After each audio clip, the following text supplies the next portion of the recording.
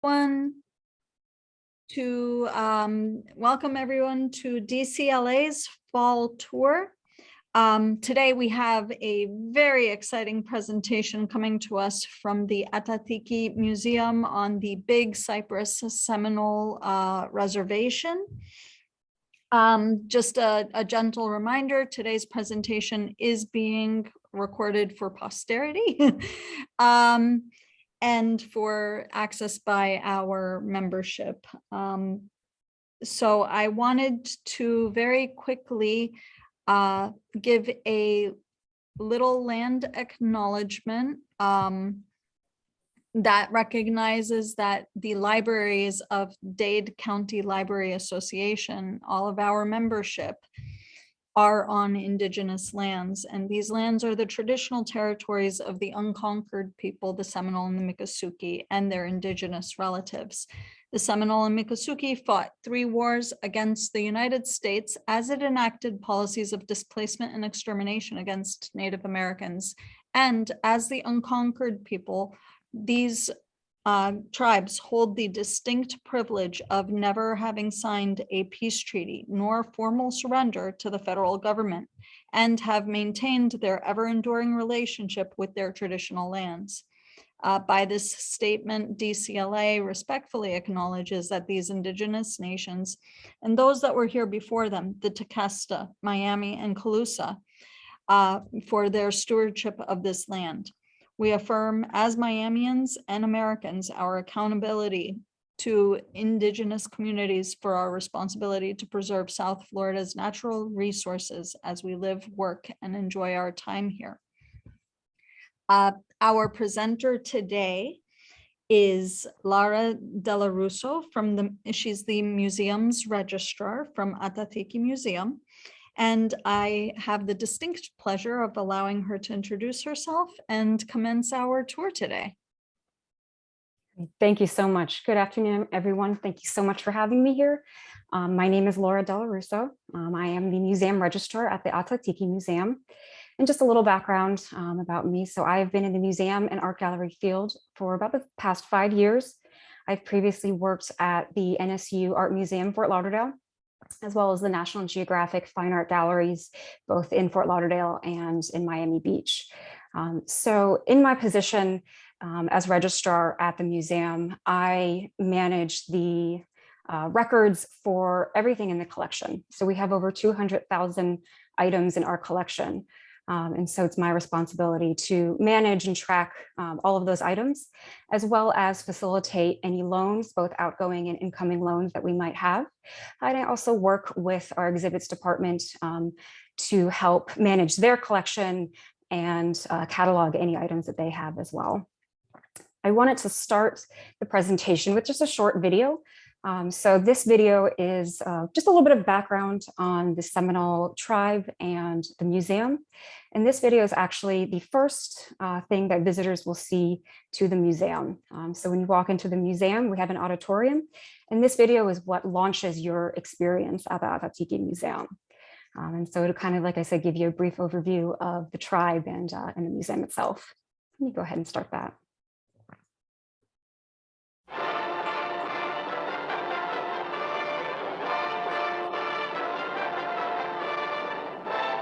What in the world are you watching? That's not Seminole. That's not even Indian. Turn that off. Oh, Grandma.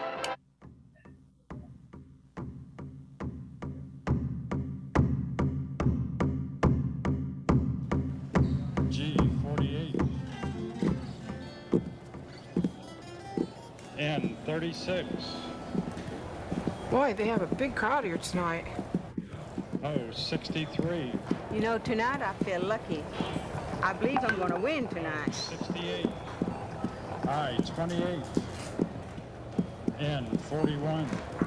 G48. Oh, 68.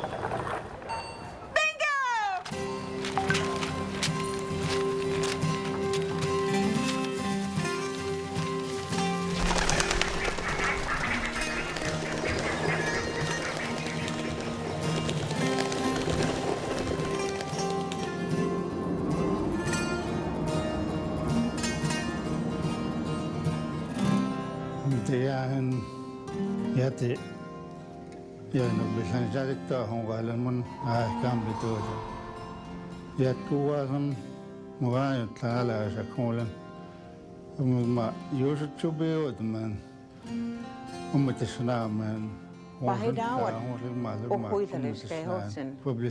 Pahidhunden, idohunden, ayo.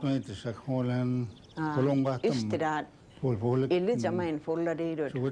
Maada puidaan asuusagat. Unaban fulli bagidaan uskun. Afannaaget fullat. Fullufan. Inganadat tulakkusit, hajaajakusit haadidun hitsit. The Wind clan came out first. Hundi puja diida bund. Kohmet fullid asuusoo. Our legend goes back to God, the Creator. We call him the breath maker. So when he made the gardens and he planted the trees and the flowers and the seeds, and from there the earth started growing a lot of natural trees and herbs around here where we were. But the Seminole Indians were apparently on the bottom of the earth or under the earth, and they wanted to come out.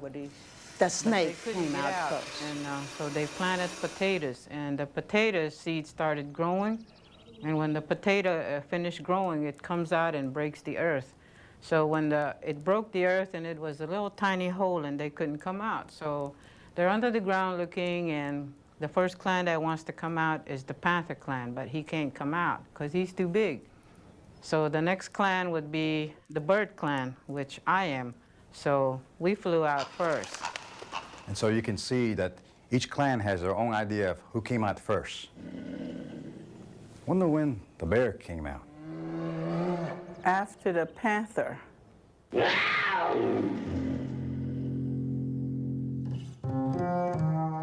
Long ago, our people were part of the Mississippian cultures that lived in what is now Georgia and Alabama. We were made up of many independent settlements or towns called Talofa. Each town had its own name. In the middle of our towns, we had our ceremonial grounds. There, we held the green corn dance to celebrate the harvest and purify the town. After the Europeans arrived in our lands, they called our mini Talofa by a single name. We were now known as Creeks. In the 1700s, some Creeks moved into northern Florida. The native population in this area had been wiped out by warfare led by the British. Before long, we became known as Seminoles. The Spanish officials in San Augustine were glad to have us in Florida because we helped separate them from the British. As Seminoles, we lived as we had when we were further north. Our economy was based on agriculture. We grew corn, beans, squash, and potatoes. We raised horses, cattle, pigs, and chickens, and we hunted deer and bear.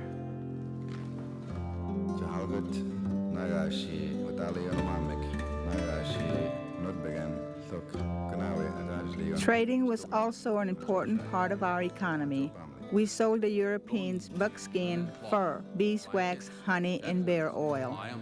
In exchange, they give us cotton cloth, silk, linen, and wool, glass beads, silver coins, jewelry, guns, and horses. Life was good in our new home.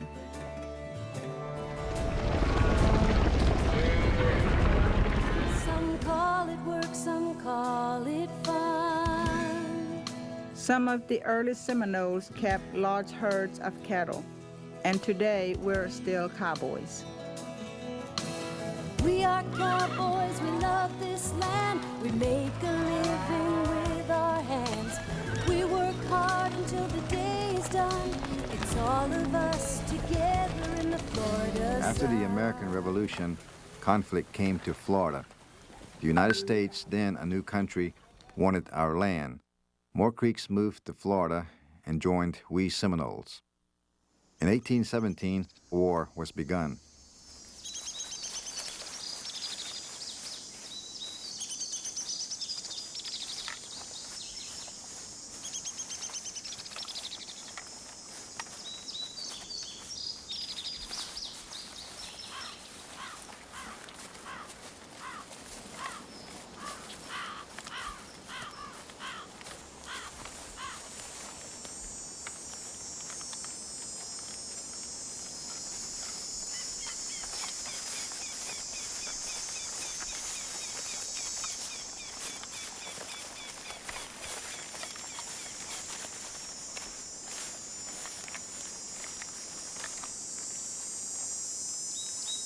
In 1830, the federal government passed the Indian Removal Act.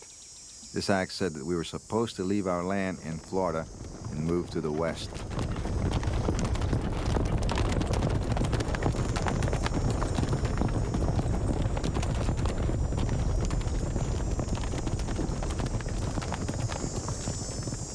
We didn't want to move, and in 1835, the Second Seminole War started. The swampy land made it difficult for the U.S. soldiers, and it turned out to be the longest and costliest Indian war in the history of the United States. Our leaders, Micanopy, Alligator, Wildcat, Jumper, and Osceola, fought bravely to remain in their homeland. Abiaka was a powerful medicine man. The U.S. soldiers called him Sam Jones. His resolute stand and spiritual power were key ingredients in our successful resistance. On Christmas Day in 1837, 1,000 U.S. soldiers attacked 400 Seminole warriors near Lake Okeechobee. It was the largest battle of the Seminole Wars.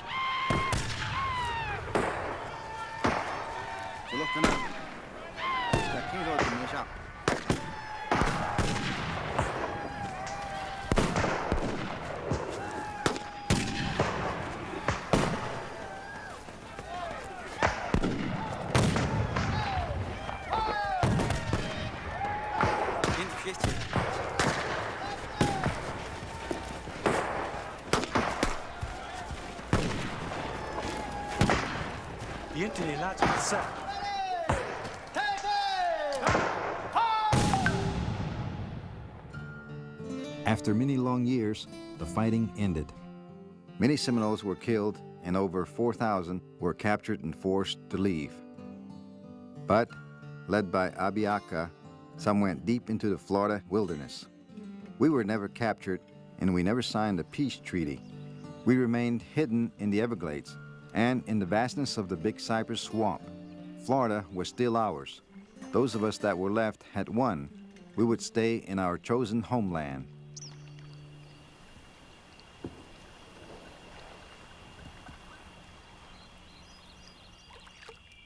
Through the first years of the 1900s, we lived an isolated existence in the Everglades. For the most part, we were self-sufficient. We still had our traditional gardens. At times, friendly whites attempted to set up schools, churches, and hospitals, but they were not successful. We liked some of these people, but we were afraid of outsiders, and we held on to our old ways.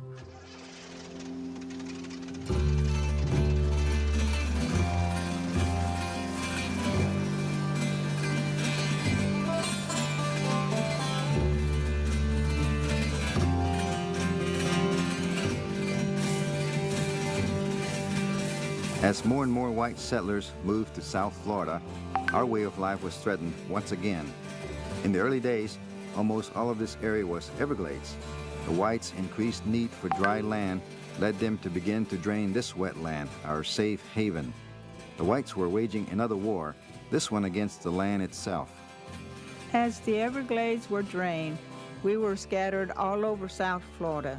Reservations were created for us near our camps, at Hollywood and in the Big Cypress. Slowly, during the 1920s, 30s, and 40s, we moved on to reservation lands. The Brighton Reservation was created in the 1930s.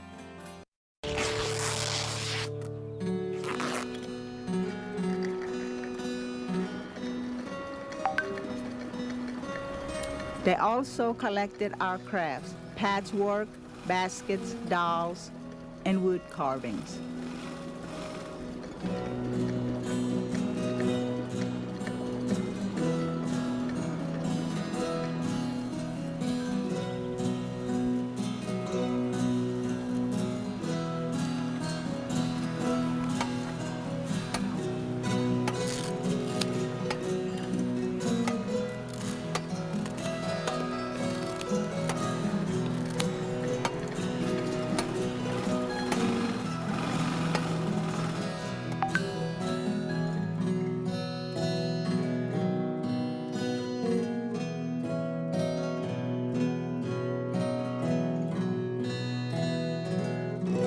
1950s, the Florida Seminoles were placed on a termination list which meant loss of government support in tribal lands. In 1957, we reorganized and formed the modern government we have today. We have our own constitution, which formed a corporation with elected officials. Hello, folks. My name is James Billy, and I cannot believe it has been 15 years since we opened Ah-Tah-Thi-Ki Museum. And the word Ah-Tah-Thi-Ki means to learn, and a place where there's things that you can look at and remember. And so we call it Ah-Tah-Thi-Ki. For many years, Seminole tribes seeked out trying to get a grant from the U.S. government or anywhere they could, trying to get a grant to build a museum. But as time went along, I could feel that we were never going to get a grant. By a stroke of luck, Seminole tribe fell into a category of gaming people. Started out with bingo, started giving us a good amount of money. And as they say, the cup overflowed just a little bit. And with that, I decided, and I basically made the decision to make the museum right here in Big Cypress at my old camping ground. And sometimes if you go through the village, you'll see the remnants of my old camp out there in the woods. So it kind of tickles me that 15 years later, Ah-Tah-Thi-Ki Museum is here. Many people don't know how it got started, but that's how it began. Today we have hard rock, which gives us sufficient amount of money to run our operation. The museum was set up here in Big Cypress because there was a man by the name of Sam Jones, Aripika. Some people call him Abiaki. He was buried about 3 miles just to the east of us on a Pine Island hammock, and for many years there used to be on the map, there used to be a statement on the map saying, "Old Sam Jones Town." If it wasn't for him, this museum wouldn't be here in Big Cypress. We could have easily built the museum in Hollywood where there's a lot of people. But the person that we followed and kind of saved us here in the Big Cypress Swamp was old Sam Jones. So this is why Ah-Tah-Thi-Ki Museum is built here today. Shana. Thank you. The money we have made from gaming has helped us to become self-sufficient. We have our own businesses, police, and social services. And in Big Cypress, we have our own schools. Our children are educated not only in modern ways, but also learn our traditions and culture.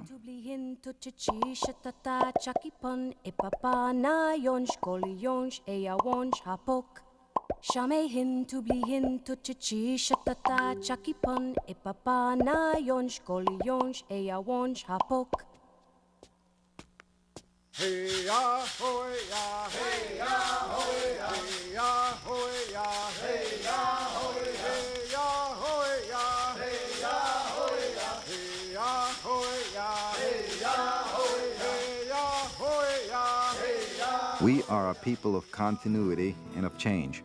What we have accepted from the outside world, we have made our own, from the sewing machine to Indian gaming. We are proud to be one of the most modern and successful tribes, while we still maintain our culture and traditions. In the 21st century, we will continue to flourish. We are still the unconquered Seminoles.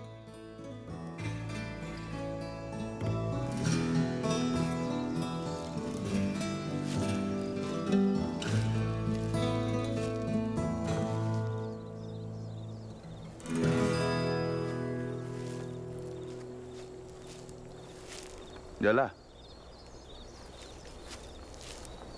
Come on, let's go.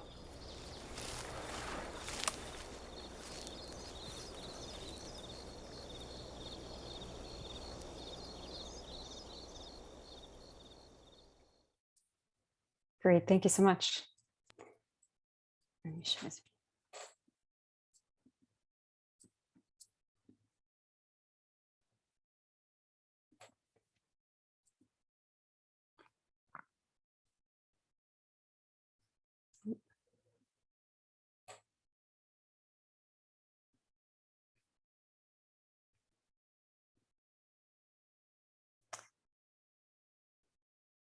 My apologies, all of a sudden.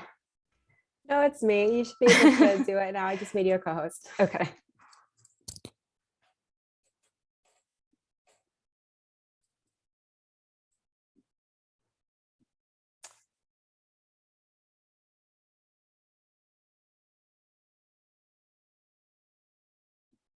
It's not letting me share it.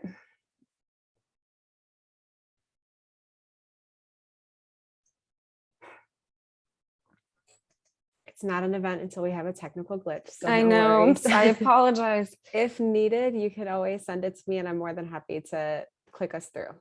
Okay, let me do that. I'm not sure what's going on here. I apologize, everyone.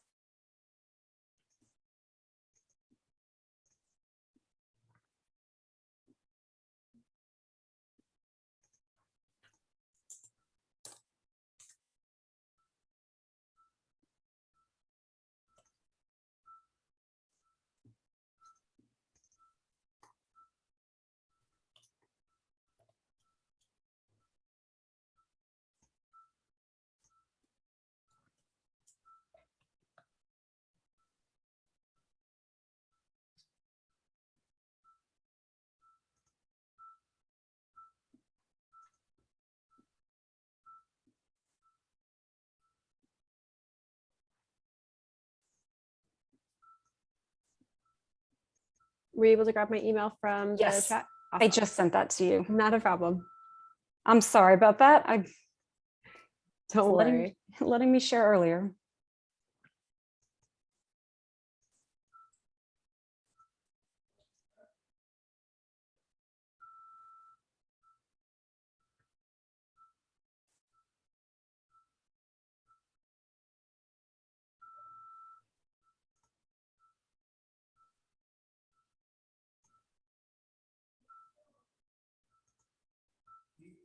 Did you get that?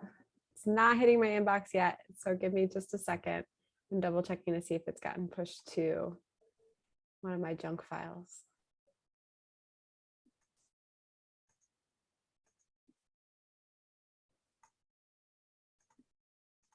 When you go to share, does it not give you the option for the screen? No, it says there's something with the settings.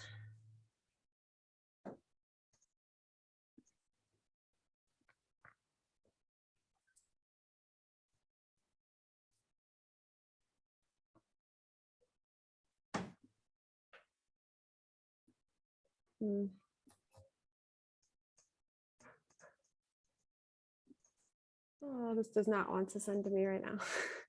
Sorry, everyone.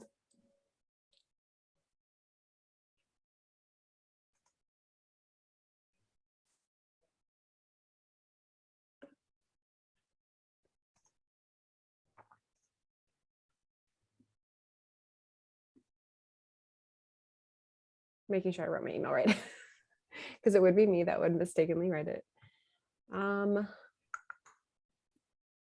I can see you have access.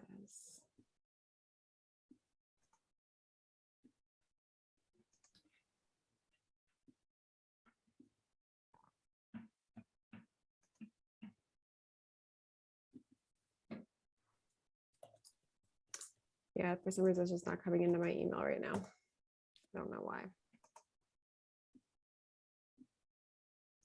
Let me try this. 1 moment.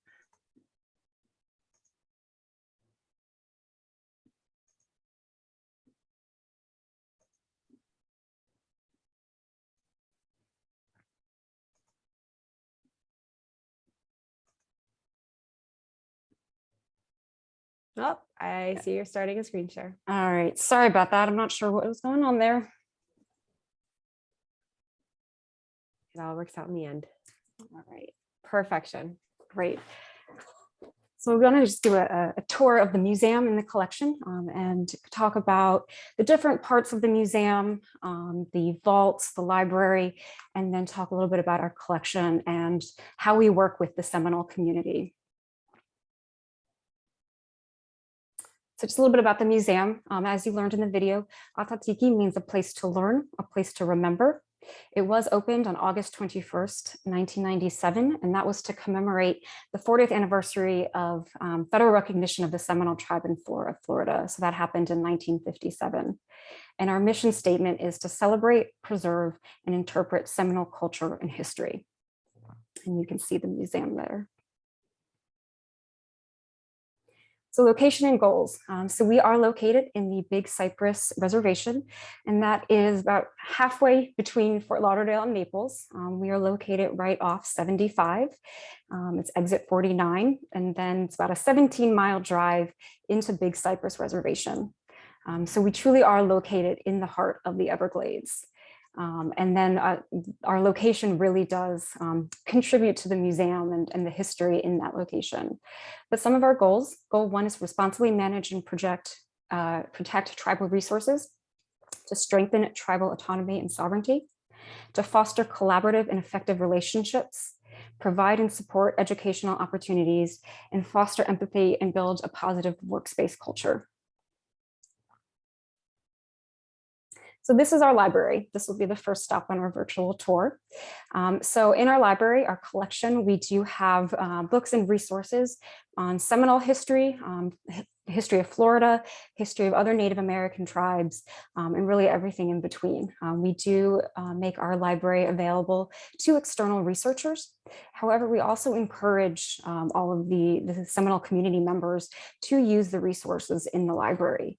We do have, besides the books, we do have all of the Seminole Tribune, which is the Seminole newspaper. We do have all of their issues. We also have an extensive collection of photographs, and most of these photographs are of Seminole tribal members and events, and I will talk a little bit more about that at the end of the presentation. But we encourage our community members to come into the library and search through these photos. So you can see the photo there on the bottom, it says family photos. So we do have Seminole community members come in, look through our photos, find family photos, look through the Tribune issues. And it's all, the point of the library is to collect the history and record the history of the Seminole community members for them to use. The next stop will be the Archival Vault. So the Archival Vault is where we have all of our newspapers and documents and photographs. Any of the archival material is stored in this vault here. It was redone in 2018. We had a grant and we were able to install all of these beautiful shelves and then the conservation table and all of the storage for archival materials. And you can see here, this is what it looked like before the grant. So the Archival Vault is located off of the library. And so this is what it looked like prior to 2018. And then we received that grant and we were able to build this beautiful facility here.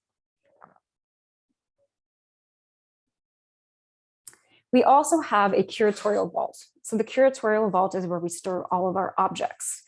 So we have objects ranging from dolls, palmetto dolls, to patchwork textiles, to rifles, to more modern objects. We have bingo cards. We have objects from the Hard Rock Hotel. We also have quite an extensive collection of paintings and artwork. So in the curatorial vault, you'll also find the shelves. All of the objects are organized by their type. And then we also have barcode labels on every single box. All the objects are stored in archival boxes. We have barcodes, and then we have pictures and the catalog numbers on these labels that you can see there. In our conservation lab. And so this is a really unique part of the museum, and this is not something that you would find in every museum around.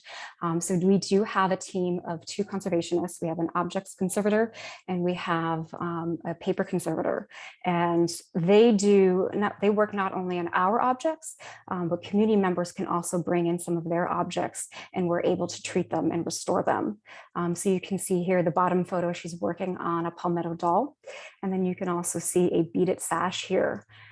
We have everything from baskets to photographs to textile clothing coming in. And so they're able to restore those and treat them and repair them. So our exhibits, so the main part of the museum, we do have several traveling exhibits. We have our Social Distanced by Alyssa Osceola here, you can see in the top left. So this graffiti artwork was actually part of the Big Cypress Bingo Hall, and they tore that down about a year and a half ago. And so we were able to save this graffiti artwork and then put it in our museum. We are in the process of opening another location where they're reopening the Oakley Village that used to be in Hollywood. And so this is actually going to be moved to that location when that's opened. You can also see there in the bottom, we have a temporary exhibit on alligator wrestling and the history of alligator wrestling in the Seminole tribe.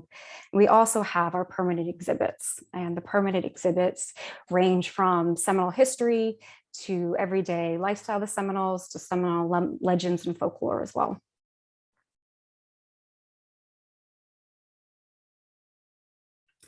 So our boardwalk in Seminole Village. So as I said earlier, one big part of the museum is its location. Being in the heart of the Everglades, we are surrounded by wildlife. We're in the middle of the swamp, so we do have a lot of bears, we have panthers, we have alligators, and everything you can imagine out there. And so we do have our facilities manager who does a walk. We have a mile-long boardwalk behind the museum. It goes around the Cypress Dome. And every morning our facilities manager takes a walk around to see if there's any signs of wildlife, to make sure that it's safe for our visitors. So seeing bears or panthers or gators is a regular occurrence, but it's a beautiful walk. I would definitely recommend, if you're out of the museum, to walk around the boardwalk. We do have informational signs along that tell you about the flora and the fauna in the area and how the Seminoles used and interacted with the plants and the wildlife.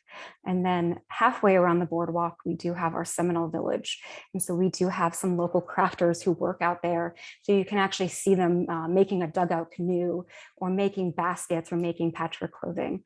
And so it's a really interesting way to see a little bit of Seminole life. A little bit about our collection.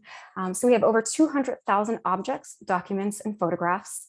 The information relates to not only the Seminole tribe, but other Native American tribes as well.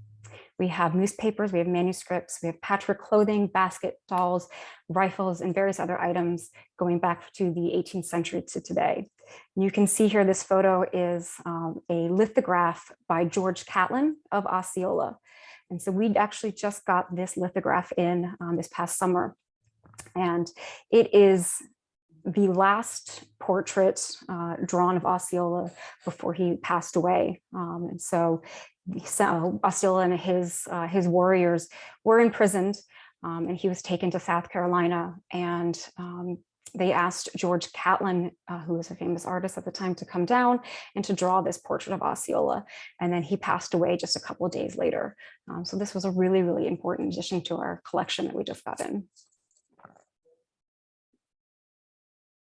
We also have the online collections. So everything that we have cataloged is uploaded into our online database, and that's available for not only the Seminole community members to access, but for anyone to access. And so we have quite a few researchers contact us, and we're able to direct them to our online collection. And so they're able to view photos and documents, and then, as well as photos of any objects that we have. So it's a very good resource. We do update that every couple months. And so you can view anything in our collection is available on that online database.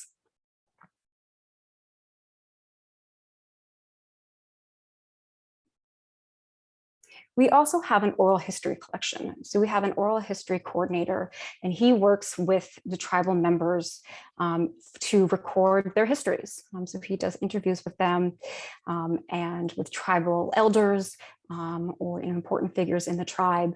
And so we're able to record their stories or their lives, and recordings of that are kept in the archives, and they are made digitally accessible to the appropriate audiences. And so what that means is we want to make sure that these recordings, which often contain sensitive information or private information about these elders, or perhaps about religious ceremonies that the general public is not allowed to have access to. And so we are very careful about who is able to access these recordings. But we do we work very hard to be able to have these recordings. And even during the pandemic, we used to do them live prior to the pandemic. And now we've still been able to continue on through the pandemic via virtual interviews.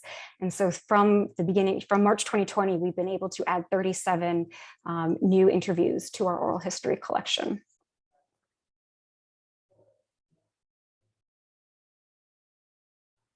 A little bit the loans that we get. So part of my job as registrar is also to facilitate any loans that we have.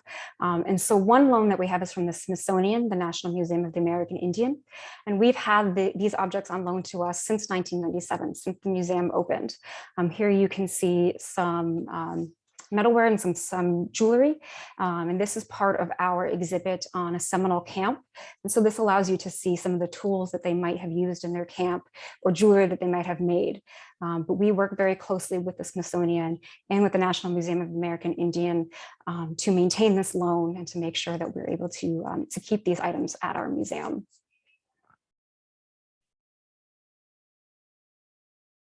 Some of our outgoing loans. So this is one of my favorite projects. We have at the American Adventure Pavilion in Epcot, we do have an exhibit there. They have an exhibit on Native American art. So they have tribes from all over the country represented in this exhibit. And the Ah-Tah-Thi-Ki Museum is also part of that. And so every 6 months, we're able to go up there and we rotate the objects out. And so we were just there in September. We'll probably be going there again in February and March. But we just put up this center photo here. We just put up a patchwork skirt and cape and a patchwork long shirt and a couple dolls as well. And you can see it's become a tradition for us to take a photo with our mini ears whenever we're there. But it's a beautiful exhibit. And if you are ever in Disney and in Epcot, I would very much recommend that you take a look at it.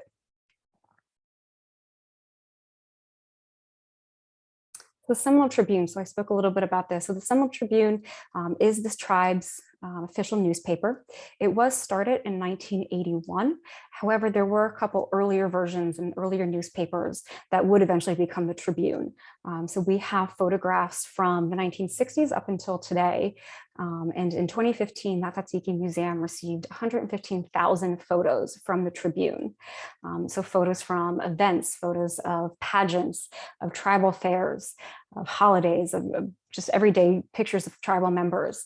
And so far we have 30,000 photos accessioned and targeted for cataloging. And so this is an ongoing project of ours, but it's something we're very proud of because this is truly the tribe's history. And this is where a lot of those family photos come in, and people are able to look through them and find photos of a pageant that they were in when they were a child. So it's a very important project in the collections department.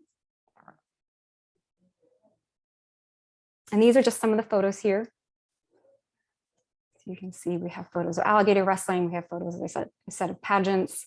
And really any photos that were in the newspaper are part of those 115,000 photos that we got from them.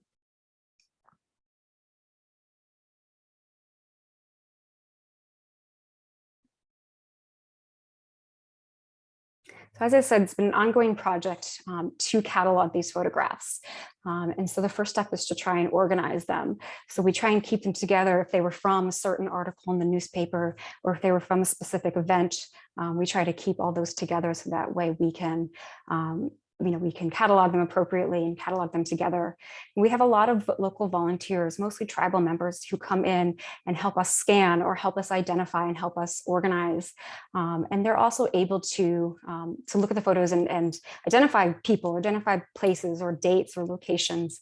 And that really helps us in the cataloging process so that we can put better descriptions and identify the appropriate people.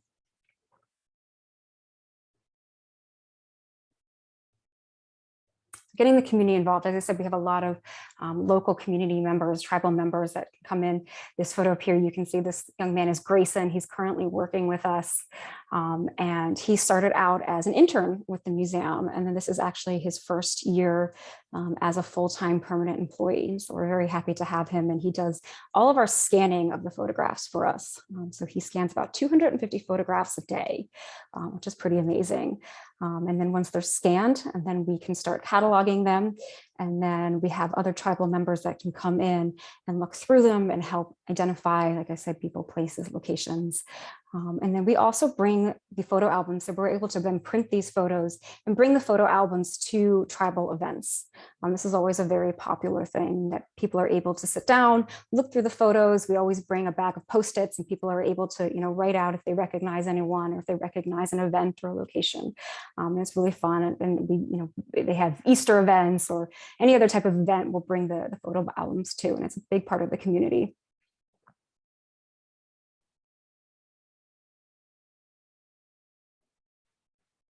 The main point of the museum is to serve the Seminole community. We are a tribal museum, and so it's really important that we not only involve our community members, but we collect and record their history. And so we're here for the Seminole community, and it's really important for us to involve the tribal members in the way the museum is run, in the way that the objects are maintained, the way the collection is managed. And so we always look for a lot of advice from the tribal members or assistance from the tribal members, because in the end, we are here for the Seminole community, and we are the Seminole Tribes Museum. So you can come visit us anytime. We are open 7 days a week, 9 a.m. to 5 p.m. Like I said, we're at the Big Cypress Seminole Indian Reservation. We also have a virtual tour, so you can go on our website and you're able to look through the museum that way as well. But that's the end of the presentation. Thank you so much. I'd love to take any questions. So just to get us started, also I'm going to, in the chat, post that link to the virtual tour. It was Yes. really great opportunity to kind of look through our computer, and I'm excited to see it in person also. Yes. Do we have any questions from any of the attendees? I have a question, Sure. Laura. This is Athi. So do these artifacts and especially like artisanry and that sort of stuff, do they have any special issues when you all are trying to make them discoverable in your catalogs? It depends. There are quite a few items and photographs and other documents that we don't make public. If there's any type of sensitive information, if there's any information about tribal members' healthcare or things like funerals or ceremonies, we don't put online. And so we make sure that is kept private. And we do have some artifacts, some objects that require medicine. So we'll have actually one of the tribal medicine men come in and bless it. So, if an item from a recently deceased tribal member comes in, we do make sure that is, we have the medicine man come out and bless that appropriately. And things like that, items like that would not be made accessible to the public as well. So we are careful about what we do make accessible. Obviously, we don't want to put any sensitive or private information out there. So you all have a system, I assume, for tribal members who would want access that's different than non-tribal members. Right. So if a tribal member, if they're looking for a specific photo, or I had a tribal member recently contact us because she wanted to see some examples of patchwork because she was working on some of her own patchwork clothing. So we were able to bring her in and take her to the vault, lay out the patchwork for her and kind of give her a private viewing, a private tour of that. So we really do try and meet the needs of the community members. And there are some things that we would give them priority over just the general public, especially with the family photos. And we had quite a few, I'd say, several times a week, we have people emailing us saying, I'm looking for a photo of this person, or I'm looking for a photo of that person, or I was looking through your collection and I found a photo of my family. Can you please send it to me? We actually just recently had a tribal member contact us and she found a photo of her mother online in our collection, and her mother had passed away when she was a little girl, and she really didn't have any photos of her mother. And so she said, can you please send this? Can I please have a copy? So we were able to send her both a digital file and then print it out on photo paper and mail that to her. So we really are, like I said, we're a Seminole museum. We're there for the tribe. And so if there's anything in our collection that they would like to access, we're certainly there for them.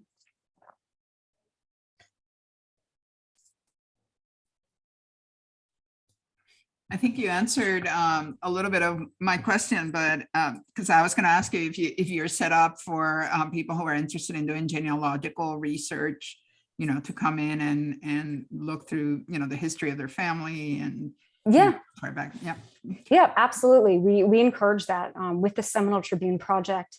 That really is the purpose of it, is for people to be able to track down their family and even their own photos from their childhood.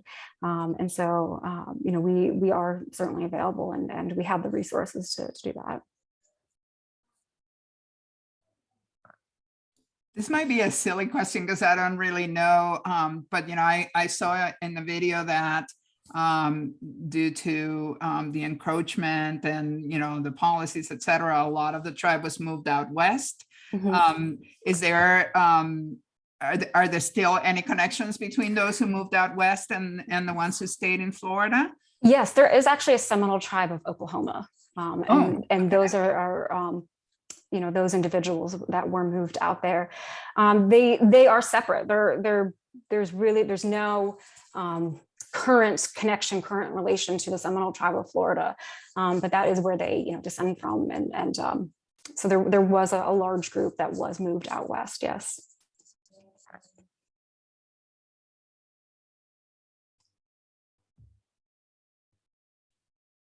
Any other questions?